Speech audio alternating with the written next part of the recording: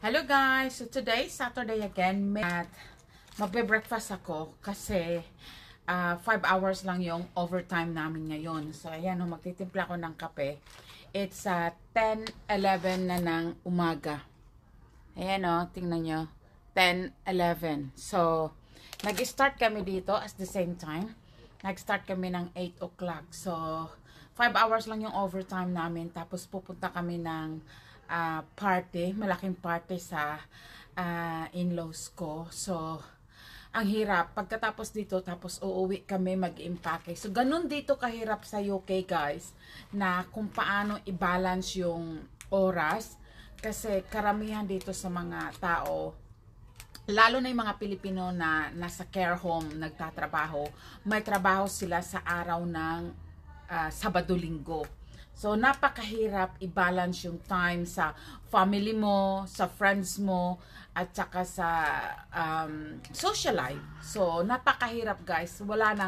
Minsan wala nang oras sa sarili mo kasi dito sa UK, ang buhay namin, trabaho, bahay, food shopping, ganun na lang palagi. So, dinodocument ko sinishare ko yung buhay ko sa inyo guys para may idea kayo kung gaano kahirap dito ang buhay sa UK. Kasi akala nila pag nasa ibang bansa ka, maganda ang buhay mo. Pero hindi. Sa Pilipinas, napaka smooth or easy lang ang buhay sa Pilipinas kasi marami kayo sa loob ng bahay. Pero dito sa UK guys, kami ng kasama ko sa buhay, tapos ang anak ko. So napakahirap. Wala akong katulong maglinis ng bahay, mag-food shopping pagkatapos ng trabaho, diretso ng food shopping. So ganun na lang ang circle ng buhay namin dito. So ngayon, instead of nasa bahay ako, magre-relax, pero nito ako sa trabaho kasi kailangan nila ako sa trabaho. So pag ang nature ng trabaho mo, wala ka talagang choice, so magtatrabaho ka. So ngayon, ayan, 10 na ng umaga, dito na ako mag-breakfast. Napakaswerte ko lang guys kasi yung trabaho ko mostly sa opisina. So, pagkatapos nito, another 4 hours, tapos uwi na kami mag-i-impake, tapos magda-drive kami ng 2 hours. So, pagdating doon, magpahinga ng saglit, mag-check-in sa hotel, tapos umpisa na ng party. So, hopefully you gonna watch me guys all the way. Ipakita ko sa inyo hanggang sa pagtulog namin kung ano yung buhay namin dito pag weekend. So, stay tuned! Hello guys! So, after namin mag-pack up galing sa bahay, so magda-drive kami for another 2 hours. Super init ngayong araw, Sabado. Tapos, napaka-traffic ngayon. Ayan sa likod mahaba yung traffic.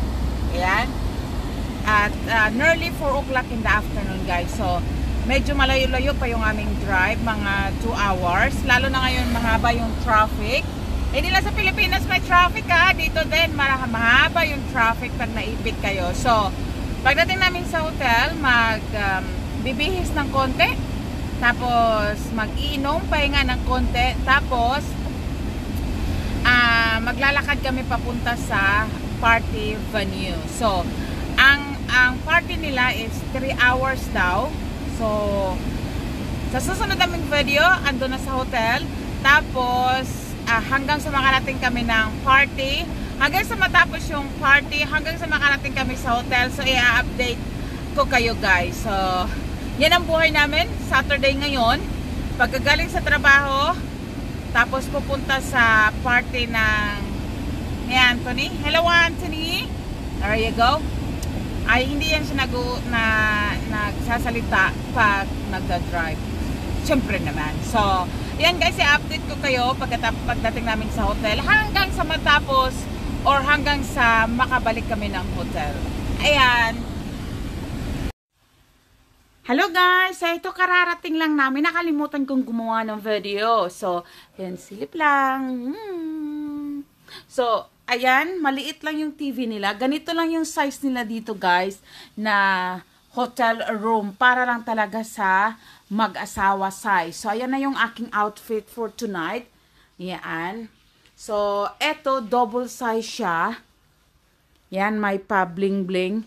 At saka doon, meron siyang maliit na sofa. Bale, yan na yung kanilang upuan. So, excuse yung nagkalat kasi nakalimutan kong gumawa ng vlog. So, kung dito ako sa corner, so ganyan lang kaliit guys, yung kwarto nila dito, yung kwarto ng hotel. So, ayan, ganyan lang kaliit. Tapos, yun yung kanilang entrance. Tapos, bibigyan ka lang nila. Ito yung kuripot na hotel, guys. Tingnan nyo, oh. 2 sachet lang na coffee. So, ewan ko, yun lang yung kanilang free. So, ayan. Tapos, ito yung sa may bintana nila. So, nag-hurry ako, guys, kasi 30 minutes na lang ang sinabi sa amin para magbihis. So, ayun yung bintana nila, guys. Lahat dyan, puro mga hotel. Yan, malalaking hotel dyan. So, ayan. So, binigyan kami ng 30 minutes kasi may nag-aantay na doon na service namin papuntang party. So, titingnan ko kung makatake ako ng video kasi lahat ng pamilya ng aking kasama sa buhay ay napaka-private nila. So, magtakaw-takaw lang ako ng video. So, see you in my next video!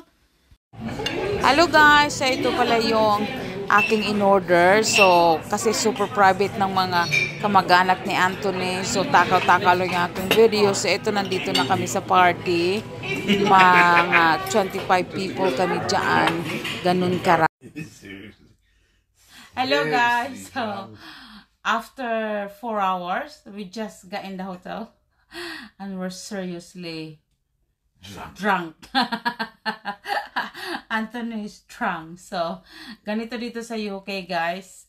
Napakahirap i-balance na super busy ang buhay. Tapos, magbibigay ka ng oras sa family ng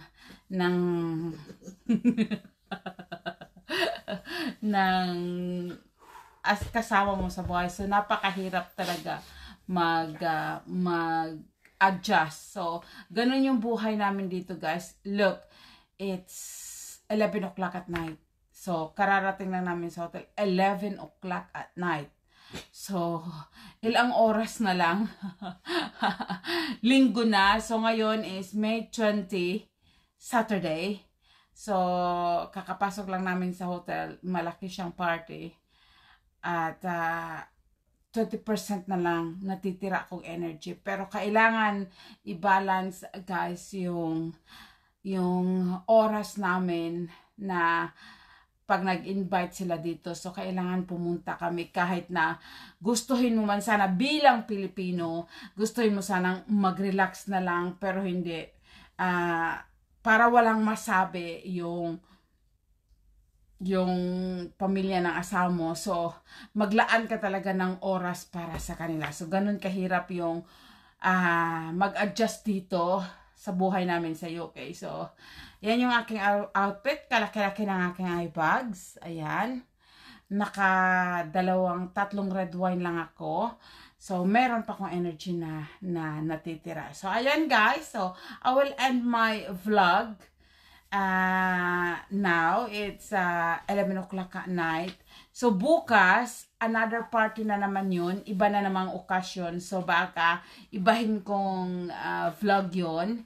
Kasi iba na naman tao ang para bukas na party. So, kita niyo yan guys. So, bukas, Sunday, instead na mamahinga sana kami or magre-relax, so, pupunta kami sa another party ng pamilya ni Anthony. So, malalaglag na yung aking mata. Malapit na. So, bukas, kailangan daw 12 o'clock ng tanghali, nandoon daw kami. So, kung matulog kami ngayon 11 o'clock, so magigising mga 8 o'clock. So, ilang oras na lang. Tapos, mag-iimpake kami. Tapos, pupunta kami ng party. Tapos, 3 hours na drive pa uwi ng bahay. Tapos, pupunta na naman kami ng concert. So, wala talagang pahinga. yung buhay namin dito sa UK, guys. So, ganun. Hindi gaya dyan sa Pilipinas na meron kayong oras Saturday na mag-karaoke or get together ng mga pinsan nyo, mga kamag-anak nyo. Pero sa amin dito, guys, kailangan mag-travel kami ng, gaya ngayon, nag-travel kami ng 3 hours. Kita nyo yan. Tapos bukas mag-travel na naman kami pabalik. So, wala na talagang pahinga. Bukas, Sunday, so, ilang oras lang, Monday na naman, so balik trabaho. So, wala talagang relax. So, kaya kami nag-holiday para yun yung relax namin. So, I will end my vlog here, guys. Thank you for watching. At saka, hopefully you like our vlogs. And soon, marami kaming i-vlog at yun ay challenge ko kay Anthony at marami kaming i-share, guys. So, I'm sure nakakapulutan ninyo ng aral. So, thank you very much for watching, guys. And see you in our next vlog. And I'm sure na mag-i-enjoy kayo. At sisiguraduhin ko na magiging active ako ulit sa aking YouTube. So, thank you for watching, guys. Today is May 30, 11 o'clock o 10 ng gabi, Saturday. So, bukas, tomorrow is another day. So, see you in my next vlog. Ingat, God bless. Bye-bye.